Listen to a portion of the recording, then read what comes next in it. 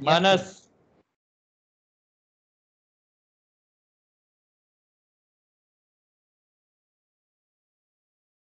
मानस भाई।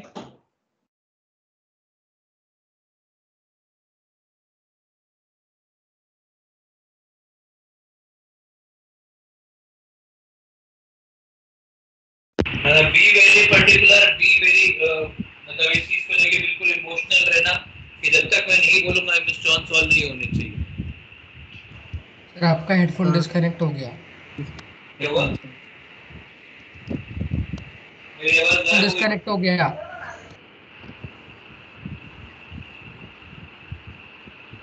एक मिनट ना, give me a minute please.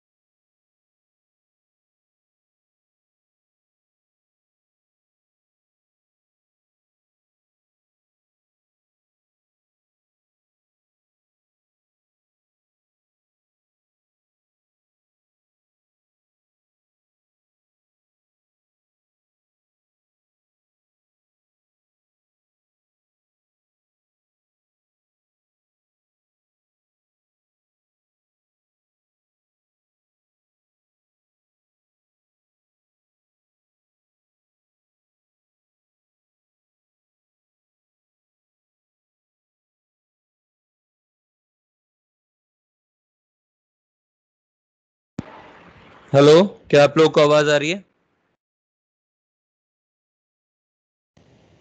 हाँ सर। हाँ सर।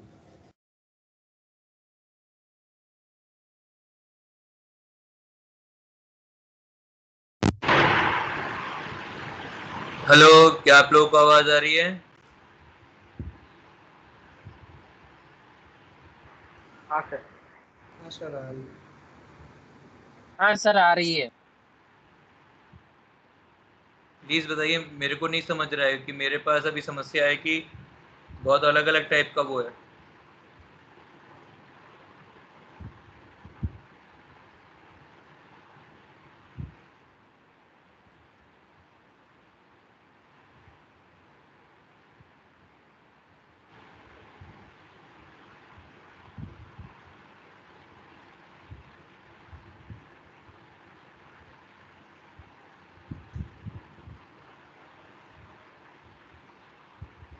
आवाज साफ आ रही है ना आप लोगों को? हाँ सर। हाँ सर एकदम क्लियर आ रही।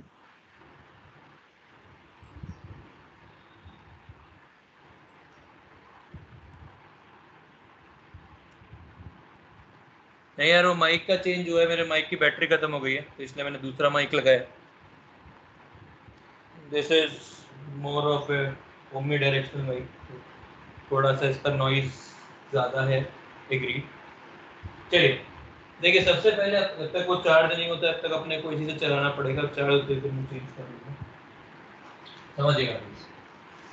अभी अपन लोग चालू करेंगे इसमें बेंजीन, सॉरी, सबसे अपना पढ़ने का फ्लो कैसा होता है ये समझ लीजिए, इससे आपको थोड़ा सा मेंटल पीस रहे। टोटल मिला के तकरीबन 1.5 महीने में पूरा ऑर्गेनिक खत्म हो जाएगा, तो थोड़ा सा मेंटली प्रिपेयर रहिएगा कि बहुत जल्दी जल्दी चीज़ें होती हैं, क्योंकि आपने बहुत कुछ जीओसी में पढ़ा हुआ है। अनटिल अनलेस आपको जीओसी आता हो, आपको एक चैप्टर समझने में बड़ी दिक्कत आने वाली है। सबसे पहले अपन चालू करेंगे हाइड्रोकार्बन। हाइड्रोकार्बन में अपन पढ़ेंगे सबसे पहले एल्केन्स। यस, ये अपन करीब करीब पूरा सा पढ़ेंगे। इसमें भी अपन केवल फ्री रेडिकल मैकेनिज्म्स करेंगे। अपन करेंगे फ्री रेडिकल मैकेनिज्म, बाकी और जो मैकेनिज्म है cation base, अनायन base, transition state base, जो भी कुछ फलना ढिमका है, वो सब अपन लोग करेंगे आगे जाके जब वो चैप्टर में आएंगे। इसके बाद आती है, अपन नाम के लिए पढ़ेंगे एल्कीन्स, एल्काइंस। पर ये जो चीजें होंगी इसमें अपन आधा मतलब 50% पढ़ेंगे एल्काइल हैलाइड, और बाकी का 50% बाकी सब कुछ, जिसमें एल्कीन्स भी होगा 30-40%। एल्कीन्स के बाद आएगा, मतलब इसके बाद आएगा एल्काइल हैलाइड,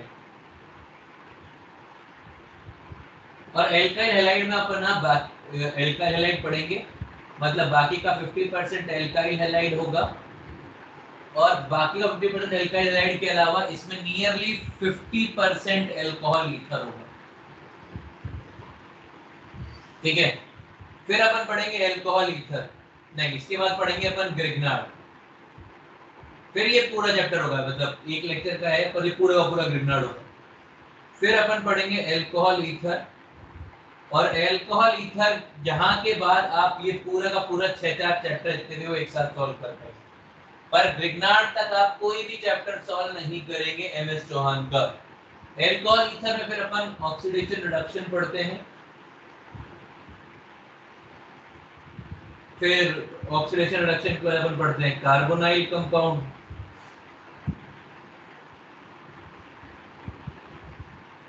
या नहीं इसके बाद अपन पढ़ते हैं बहुत सारी और चीजें, सब टॉपिक्स। तब तक अपने को काफी क्लियर आइडिया हो जाएगा कि अपन किस तरह से क्या चीज कवर करने वाले हैं। ठीक है, तो अभी अपन लोग चालू करते हैं एल्केन से, that means free radical reactions.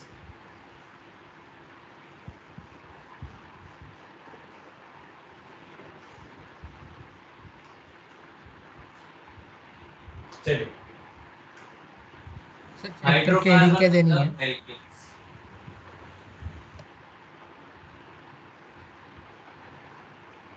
देखिए, हमारे पास एल्केन्स, जब भी अपन कोई चैप्टर पढ़ेंगे तो उसमें 3 चीजें पढ़ते हैं। एक पढ़ते हैं सिंथेसिस, एक पढ़ते हैं रिएक्शंस, और एक पढ़ते हैं थ्योरी पार्ट, फिजिकल प्रॉपर्टीज। हर चैप्टर के लिए वैसा ही होगा। सबसे पहले बात करते हैं एल्केन्स की प्रिपरेशंस की।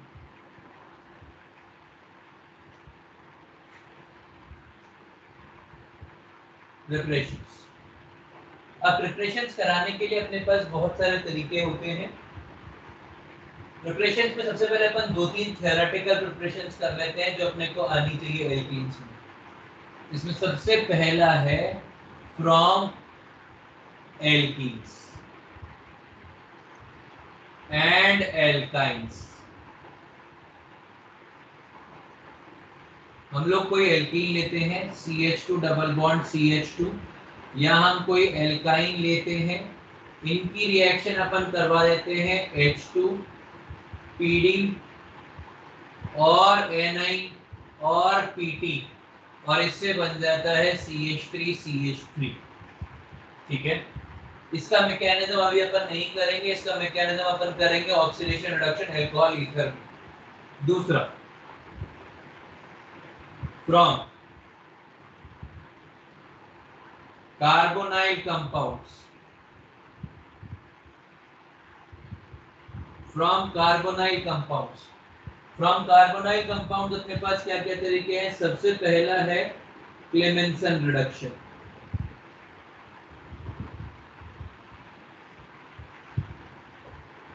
क्लेमेंसन रिडक्शन में अपन कोई कार्बोनाइल कंपाउंड लेते हैं, इसकी रिएक्शन कराते हैं जिंक अमलगम कंसंट्रेटेड HCl के साथ और अपने को मिल जाता है प्रोपेन।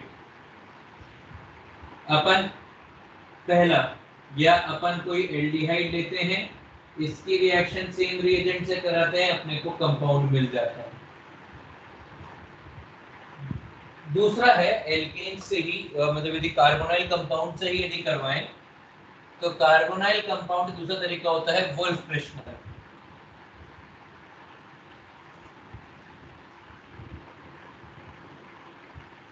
रिडक्शन।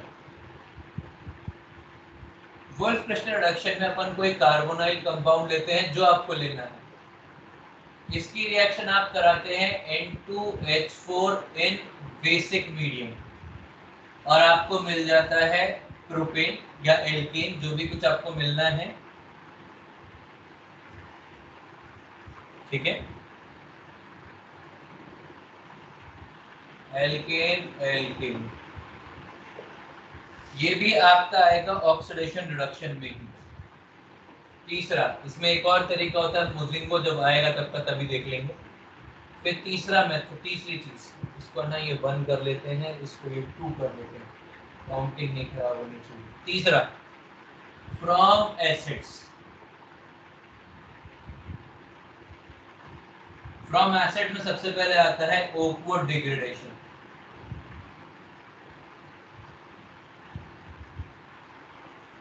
हम लेते हैं RC डबल बॉन्ड OH, इसकी रिएक्शन कराते हैं NaOH CaO के साथ, ये बन जाता है RH प्लस CO2 या प्लस CaCO3। ये भी आगे आएगा हीटिंग इफेक्ट्स के अंदर। मैंने ये सिर्फ इसलिए इंट्रोडक्शन ऐसा लिखते हैं थ्योरेटिकल, जिससे कि आपको थोड़ा सा आइडिया लगे कि भाई अपन क्यों ऐसा कह रहे हैं कि आप अभी सॉल्व नहीं कर पाएंगे। हाँ, आप एल्केन सॉल्व कर लेंगे क्योंकि MS स्ट्रॉन के अंदर जो एल्केन्स में दे रखा है वो मोस्टली फ्री रेडिकल रिएक्शंस ही दे रखी हैं, पर आपको ये बात समझनी होगी कि इन सब के मैकेनिज्म अलग अलग जगह आएंगे। तो आप इसके ऊपर जो कंक्लूसिव कमेंट होता है कि भाई आप कॉन्फिडेंटली बोल पाए कि यही होगा, ऐसा ही होगा, वैसा ही होगा, वो जो एक कंक्लूसिव कमेंट होता है वो आप तभी दे पाएंगे जब आपको पूरा आता होगा। तो इसके लिए आपको वेट करना। It's my humble request.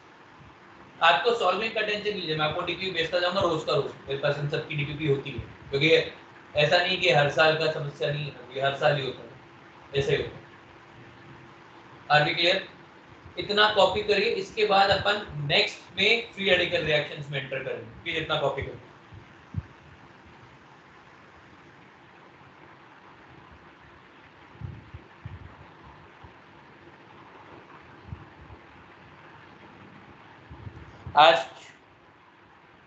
आज तो स्क्रीन ब्लर और क्लियर होने वाला प्रिंसिपल नहीं हो रहा होगा, क्या हो रहा है आज भी? हो रहा है सर, है पर या कम टेक्स्ट है। करके बताओ भाई प्लीज, मेरे को कुछ नहीं सुनाई दे रहा।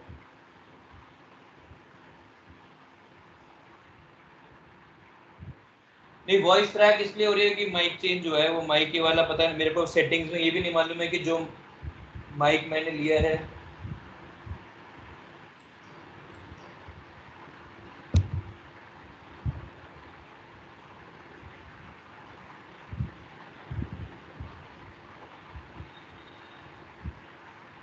सर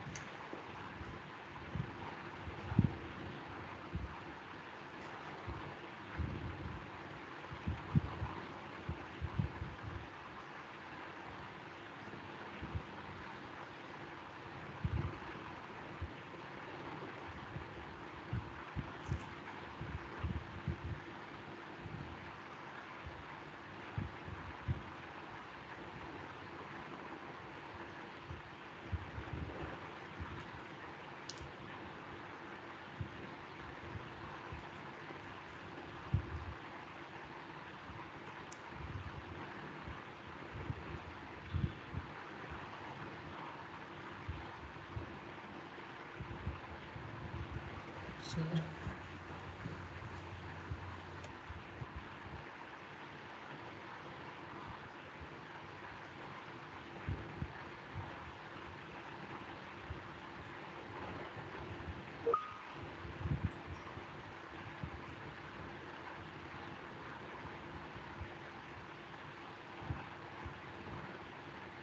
बोल लेनाथ।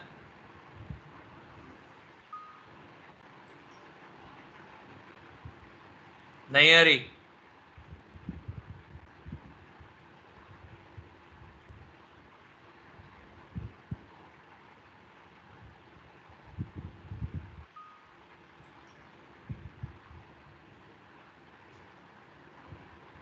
H2PD और Na और Pt, मतलब तीनों में से कोई भी पेयर यूज कर सकते हैं।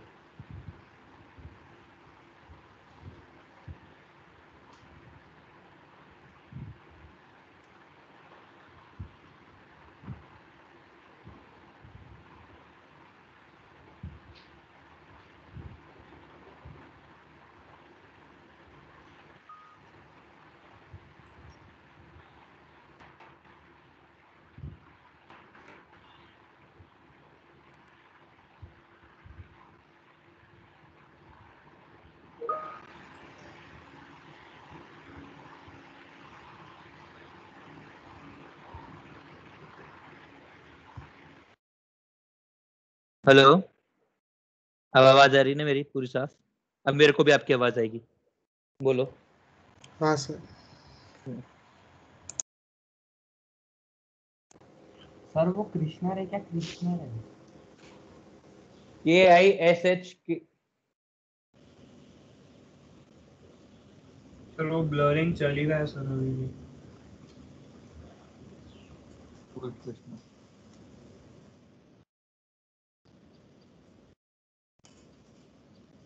सर वो ब्लरिंग का प्रॉब्लम चल ही रहा है। यार अभी तो नहीं आना चाहिए क्योंकि फोकस इश्यूज काफी कुछ रिजॉल्व हुए थे मेरे। सर वो डिग्रेडेशन है क्या? हाँ, डिग्रेडेशन है मेरे। सर आप मेरा अकाउंट रीसेट कर सकते हो क्या? कौन है? आयुष, क्या दिक्कत है भाई? सर सिर्फ मोबाइल से, मतलब जिस डिवाइस से पहले से था ना उधर ही चल रहा है, बाकी डिवाइस में लॉग इन ही करते नहीं आ रहा है। ठीक है, ठीक है। सर वो हाइड्रोजन और पीडी साथ में यूज होता है क्या? बिल्कुल, हाइड्रोजन और पीडी साथ में यूज होते हैं।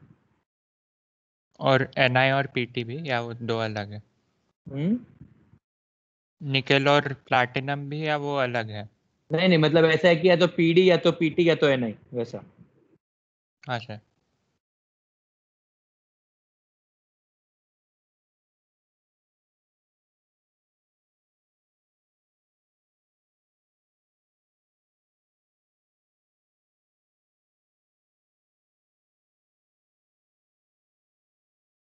सर नीचे भी वो जिंक और मर्क्यूरी दोनों साथ में यूज हो रहे हैं या फिर लाइक बिल्कुल दो साथ अलग? में यूज हो रहे हैं, समझाऊंगा, चिंता नहीं करो। Zinc amalgam.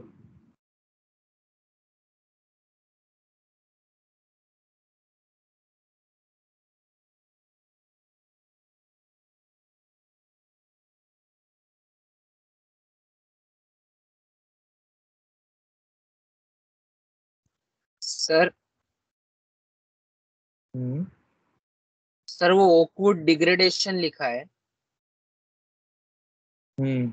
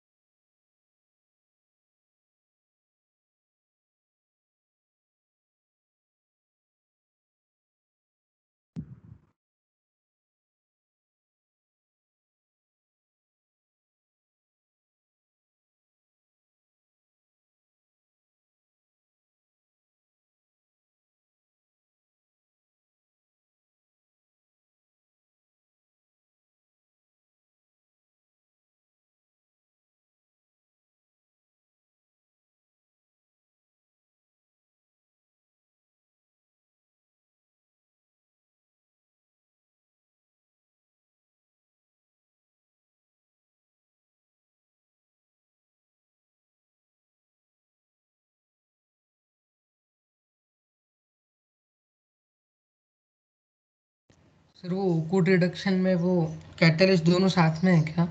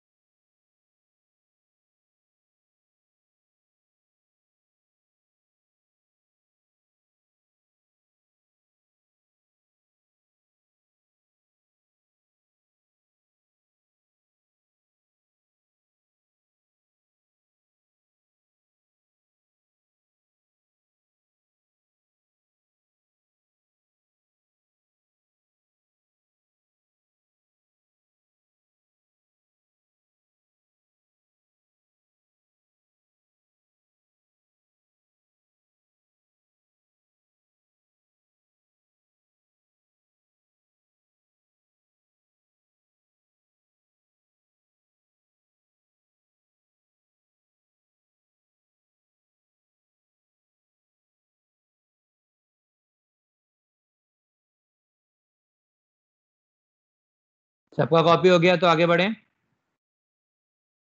हाँ सर।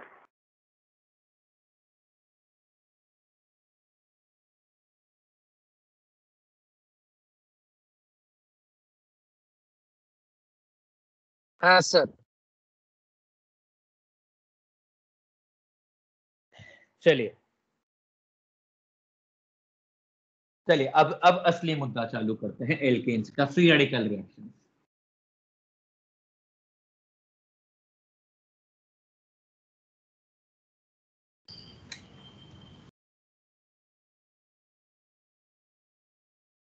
देखिए अब अपन जो पढ़ रहे हैं वो सारी फ्री रेडिकल रिएक्शंस हैं।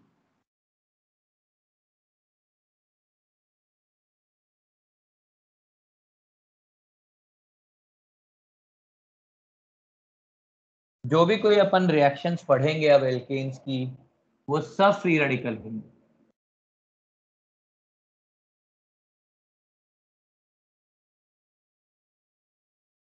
फ्री रेडिकल रिएक्शंस सर ये भी फॉर्मेशन में आएगा क्या? बिल्कुल फॉर्मेशन में ही आएगा, पर ये बहुत ही बड़ा रेंज है, मतलब ये फॉर्मेशन से लेकर रिएक्शन तक एंटर कर जाएगा, इसीलिए इसको वैसे लिखा है। अभी सिंथेसिस के अंदर ही चलेंगे अपन, मतलब अभी 2 मिनट रुक जा। देखिए फ्री रेडिकल रिएक्शंस क्या होती है? एक ऐसी रिएक्शन जिसके अंदर फ्री रेडिकल बनेगा और फिर फ्री रेडिकल रिएक्ट करेगा। ठीक है, ऐसी रिएक्शंस को अपन बोलते हैं फ्री रेडिकल रिएक्शंस।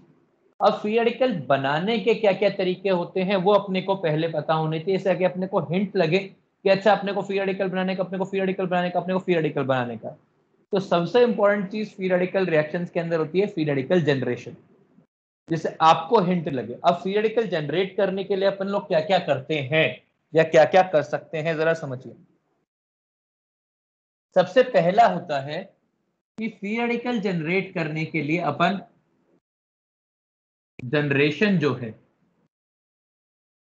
वो कैसे कैसे होता है। सबसे पहला होता है alkyl halide. Halide with a metal, any metal, मतलब देयर आर फ्यू मेटल जिसके अपन लोग नाम पढ़ेंगे, और ये फ्री रेडिकल जनरेटर की तरह वर्क करता है। मेटल मतलब यहाँ पे फ्री रेडिकल जनरेटर कौन है? यहाँ पे फ्री रेडिकल जनरेटर है आपके पास मेटल। ठीक है, दूसरा आपके पास डायरेक्ट होता है इलेक्ट्रोलिसिस। मतलब आप यहाँ पे क्या करते हो, इलेक्ट्रिसिटी सप्लाई कर देते हो।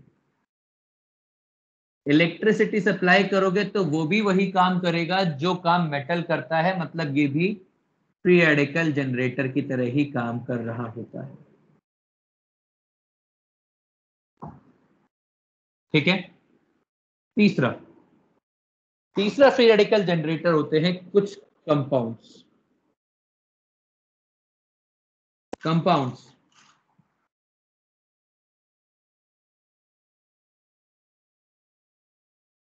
which can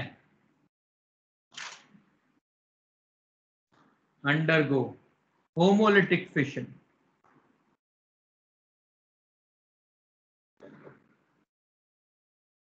जो होमोलिटिक फिशन ले सकते हैं, जैसे Cl2 in presence of light, ये Cl फ्री रेडिकल और Cl फ्री रेडिकल की तरह टूटता है।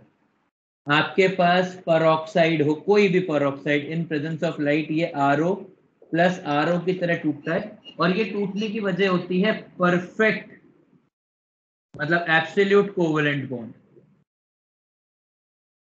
क्योंकि कभी भी कोई मतलब कोई इलेक्ट्रॉन क्लाउड कहीं ट्रांसफर होता ही नहीं है, तो इसलिए कोई समस्या आती ही नहीं है। तो ये बेसिक 3 मेथड होते हैं जो अपने को आइडेंटिफाई करने होते हैं। इसके अलावा कभी कभी कुछ स्पेसिफिक रिएजेंट्स भी होते हैं, specific reagents which can generate free radical, और इसमें आता है NBS, एन ब्रोमो सक्सीनिमाइड। ये ऐसा होता है।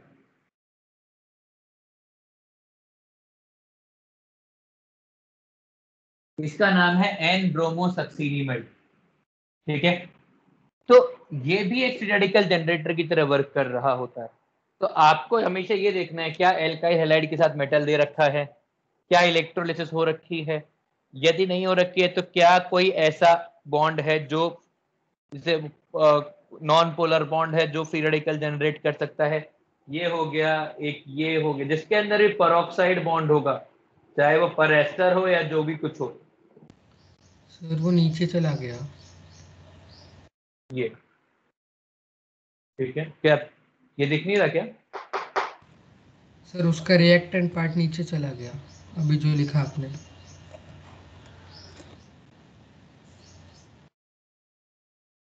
मतलब इसमें कोई भी ऐसा है, मतलब एक ये भी है RC डबल बॉन्ड ओ सी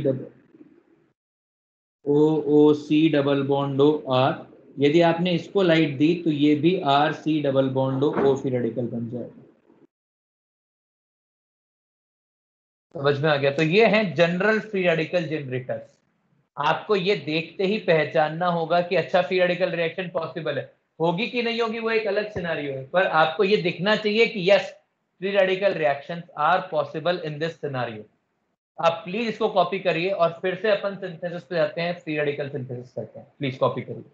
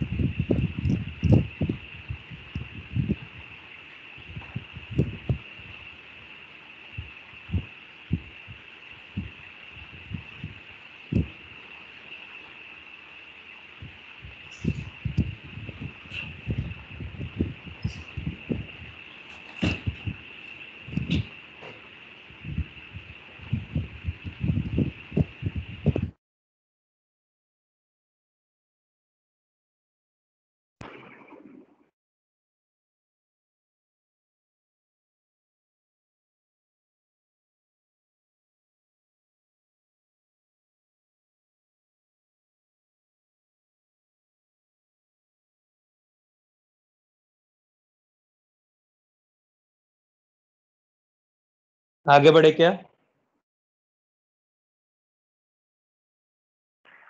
सर एक ही मिनट। सर वो एन ब्रोमो के बाद क्या लिखा है?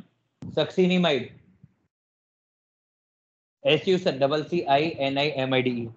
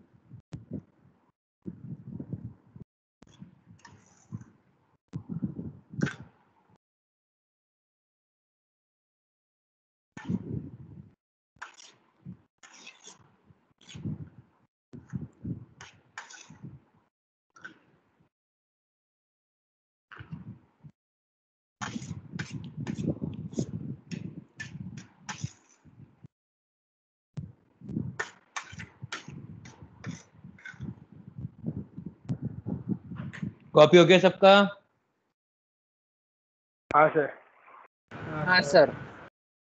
चलिए जरा इसको लगाना सीखते हैं, कैसे अप्लाई करना होता है। सबसे पहली रिएक्शन जो अपने को सीखनी है इसके अंदर वो है वुड्स रिएक्शन।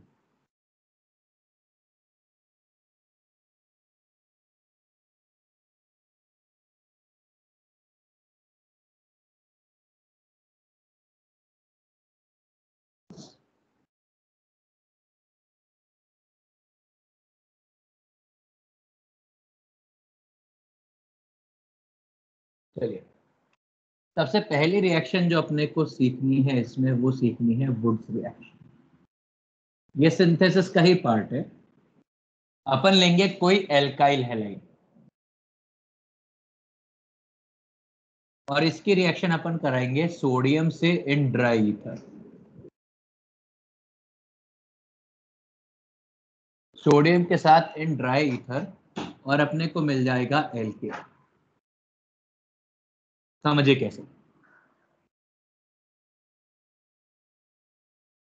हमारे पास है CH3Cl, इसकी रिएक्शन अपन ने कराई सोडियम और ड्राई ईथर के साथ।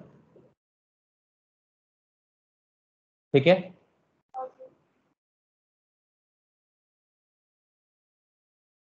समझिए सब। सोडियम क्या काम करेगा इसका, और इससे अपने को मिल जाएगा पहले CH3CH3। इसका मैकेनिज्म समझते हैं। मुझे ये बताइए कोई भी मेटल सोडियम जैसा क्या काम कर सकता है?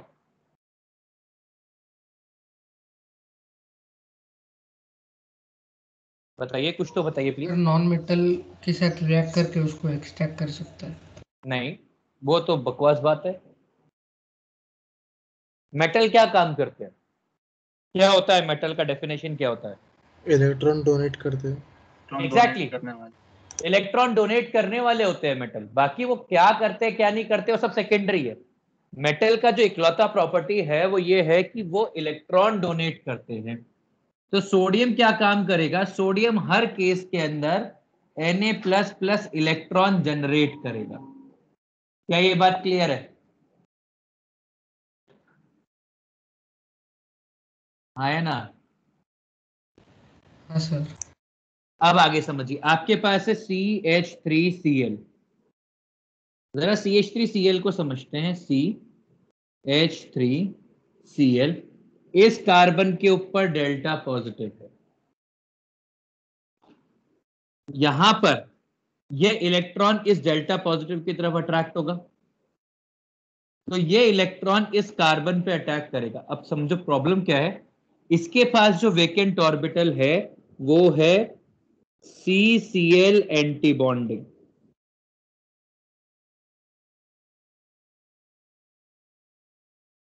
तो ये वाला इलेक्ट्रॉन इसमें आएगा, जैसे एंटी बॉन्डिंग में इलेक्ट्रॉन आएगा तो ये वाला बॉन्ड डिसोसिएट कर जाएगा, और जब ये वाला बॉन्ड डिसोसिएट करेगा तो ये क्या बना लेगा, ये बना देगा CH3 free radical plus Cl-। इस वाले स्टेप को फ्री, ये वाला जो स्टेप है ये है फ्री रेडिकल जनरेशन स्टेप।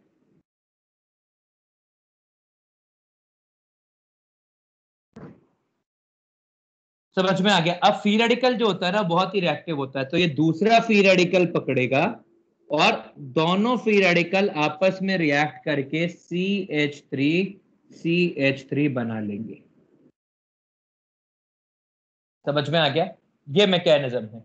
अब आपके पास क्या है, Na और Cl है, तो फिर आप ऐसा भी लिखते हैं कि भाई Na plus Cl minus gives NaCl, but ये कचरा है, ये स्टेटमेंट का कोई मतलब नहीं है, बट कुछ लोग लिख देते हैं तो अपने भी लिख दिया है, बस वैसे मान लीजिए।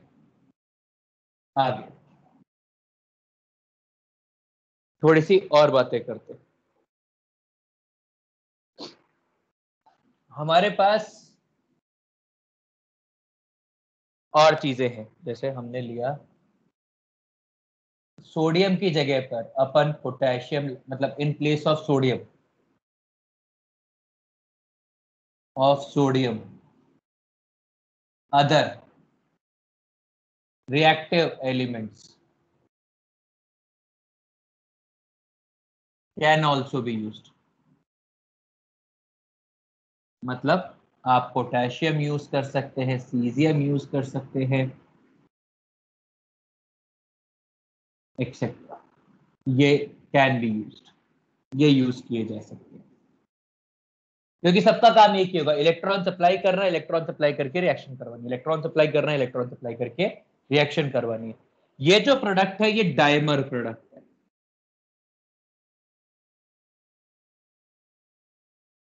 ठीक है, या एडिशन प्रोडक्ट।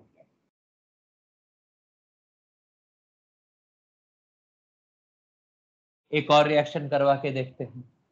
भाई हमने लिया CH3CH2Cl, इसकी रिएक्शन कराई सोडियम से इन ड्राई ईथर, क्या बनेगा बताइए? ब्यूटेन। क्या? ब्यूटेन बनेगा। कैसे बनेगा? सबसे पहले मैकेनिज्म वाइज बात करिए हमेशा मुझसे अभी शुरुआत में। सोडियम इलेक्ट्रॉन निकालेगा, फिर वो डेल्टा पॉजिटिव पे अटैक करेगा, फिर Cl माइनस टूटेगा और फिर वो फ्री रेडिकल एक साथ आ जाएंगे ब्यूटेन बनाने। ये इधर जाएगा और ये क्या बना लेगा, CH3CH2 free radical plus Cl minus, और ये बन जाएगा CH3CH2 free radical plus CH2, ये फ्री रेडिकल CH3, ये दोनों आपस में बॉन्ड बना लेंगे और ये बन जाएगा CH3CH2CH2CH3 ब्यूटेन। समझ में आ गया? ये यहां पर एडिशन या डायमर प्रोडक्ट है।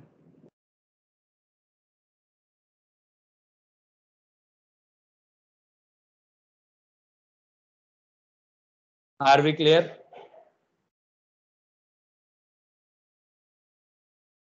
Are we clear?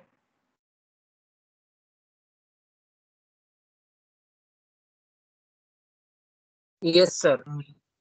सर वो सेकेंड लास्ट स्टेप एक बार वापस बताओ ना, जब Cl माइनस टूटता है तब। भाई Cl, ये क्या होगा ना, यहाँ पे इसके पास डेल्टा पॉजिटिव, ये इलेक्ट्रॉन इसके डेल्टा पॉजिटिव पे अटैक करेगा और यहाँ से ये Cl निकाल देगा, क्योंकि ये जो अटैक होता है ये क्या होता है, एंटी बॉन्डिंग में। समझिए, यदि कभी भी एंटी बॉन्डिंग में इलेक्ट्रॉन आते हैं तो बॉन्ड टूटते हैं, और यदि बॉन्डिंग में इलेक्ट्रॉन आते हैं तो बॉन्ड बनते हैं। यदि अटैक एंटी बॉन्डिंग में हुआ है, ये इलेक्ट्रॉन के पास एक ही वेकेंट ऑर्बिटल है और वो कौन सा है, CCl एंटी बॉन्डिंग, तो ये CCl एंटी बॉन्डिंग में अटैक करेगा, यहाँ से Cl निकल जाएगा, ये फ्री रेडिकल जनरेट होगा और दो फ्री रेडिकल आपस में रिएक्ट करके कुछ ऐसा बना लेंगे। Are we clear? सर वो CCl एंटी बॉन्डिंग किधर से पता चला हमें? क्या सर वो CCl एंटी बॉन्डिंग किधर से पता चला हमें? किधर से वही पता चला मतलब? उसका तो एमओटी नहीं बनाया ना हमने कभी। देखो हमने एमओटी नहीं बनाया, पर एक बात समझना, थोड़ा सा ना अपन थोड़ी सी और हिस्ट्री के अंदर बात करते हैं। एमओटी में मतलब जब भी कभी अपन कोई एंटी बॉन्डिंग बनाएंगे, मतलब कोई बॉन्ड बनेगा तो उसका एंटी बॉन्डिंग बनना जरूरी है, वरना बॉन्ड बन ही नहीं सकता। हाँ है ना? हाँ हाँ पक्का ना? हाँ पक्का। अब जो पोलर एंटी बॉन्डिंग होता है ना, और नॉन पोलर एंटी बॉन्डिंग, दो टाइप के एंटी बॉन्डिंग होंगे यहाँ पे, एक होगा पोलर एंटी बॉन्डिंग, एक होगा नॉन पोलर एंटी बॉन्डिंग। ये बात भी समझ में आती है? नहीं ये नहीं समझा आपने क्या वेरी बोला। गुड, ठीक है समझ। सी और एच का बॉन्ड है, इसका बॉन्ड है C और H। सी और एच के बॉन्ड के अंदर इलेक्ट्रोनेगेटिविटी डिफरेंस है क्या? हाँ बहुत कम है। तो थोड़ी तो है ना देख। बहुत कम, ऑलमोस्ट जीरो। क्योंकि आप ठीक जिसको है। वो देख रहे हो ना, एच इलेक्ट्रॉन देके उसको उसकी इलेक्ट्रोनेगेटिविटी को कम कर देता है ना। हाँ तो जब उसकी इलेक्ट्रोनेगेटिविटी कम है तो वो जो बॉन्ड बनेंगे वो कैसे बनेंगे? पोलर बनेंगे कि नॉन पोलर बनेंगे? Non polar. यदि नॉन पोलर बॉन्ड बनेंगे तो उनके जो एंटी बॉन्डिंग बनेंगे वो भी नॉन पोलर बनेंगे या पोलर बनेंगे? Non polar. यदि नॉन पोलर एंटी बॉन्डिंग बनेंगे तो फिर जब अटैक हो रहा होगा, समझना, और जो सी और सीएल का बॉन्ड है वो पोलर होगा कि नॉन पोलर होगा?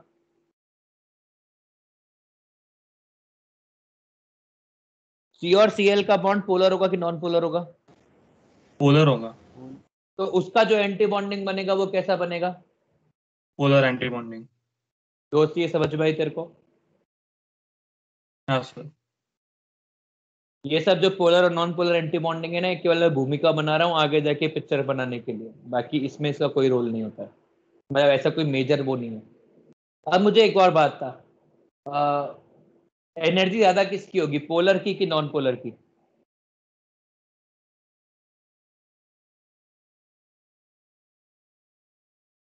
हेलो? नॉन पोलर की, मतलब पोलर की एनर्जी कम होती है, सीधी सी बात ये, ठीक है, परेशान होने वाली बात नहीं है। पोलर की एनर्जी कम होती है क्योंकि उसके अंदर चार्जेस जनरेट होते हैं, चार्जेस अट्रैक्ट कर लेते हैं। समझ में आ गया? निलय? हाँ सर।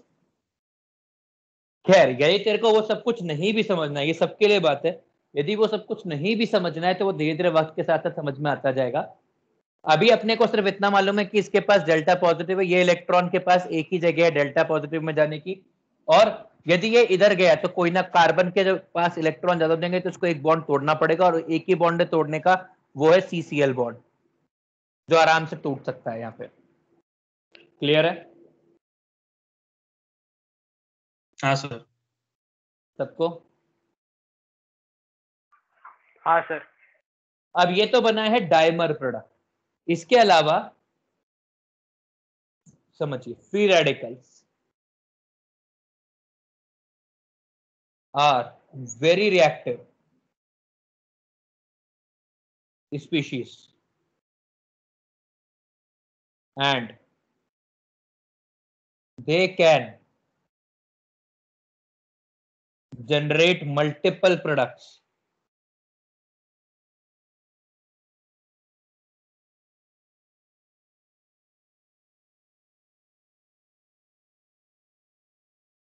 Products due to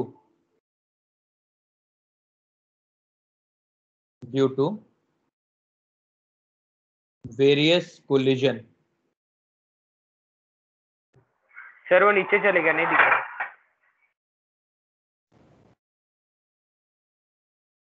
चलिए यहाँ तक कॉपी कर लीजिए, इसके बाद ये वाला पार्ट मैं कल ही बता दूंगा, वैसे भी बताने का समझाने का टाइम तो है नहीं, पर यहाँ तक आपके समझ में आ जाना चाहिए क्या हो रहा है। कल इसके ऊपर और बातें होंगी वुड्स रिएक्शन के ऊपर, पर वुड्स रिएक्शन के बाद किसी भी और चीज के ऊपर बहुत बातें नहीं हो रही होंगी, तो प्लीज कॉपी कर लीजिए, बाकी का कल पढ़ेंगे।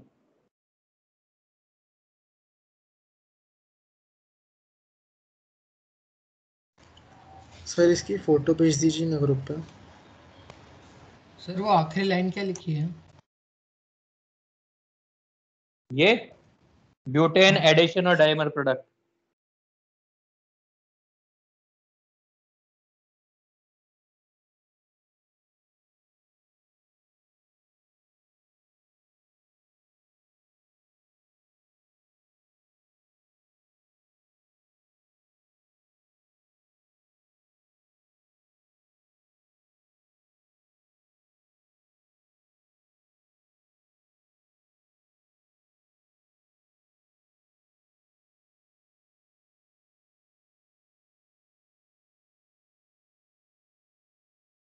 ओहो, गलत ग्रुप पे भेज दी। सही में यार परेशान हो गया इतने सारे ग्रुप्स के साथ।